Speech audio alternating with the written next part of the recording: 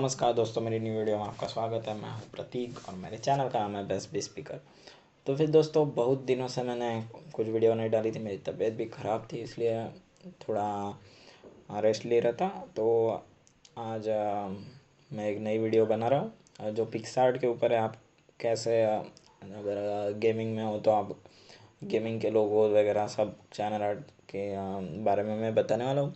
तो फिर इस वीडियो में मैंने बताया कि कैसे आप अपना लोगो बनाएं पबजी या गेमिंग के किसी भी गेमिंग के। तो फिर अगर उसके बारे में भी आपको वो लोगो चाहिए होंगे, आपको कोई आपका पर्सनल लोगो बना के आपके चैनल के लिए, तो आप डिस्क्रिप्शन में दिए गए ईमेल एड्रेस पे आप मेल भी कर सकते हो और वहाँ वहाँ पे मेल भी कर सकते हो।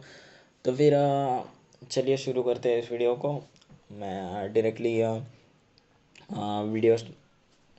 डायरेक्टली स्टार्ट कर रहा हूँ। तो फिर वीडियो स्टार्ट करने से पहले मैं बताना चाहता हूँ, प्लीज़ सब्सक्राइब कीजिए मेरे चैनल को अगर आप न्यू हो, और बेल आइकन को भी ऑन कर दीजिए ताकि न्यू वीडियोस के नोटिफिकेशन आपको बहुत जल्द पहुँच सके।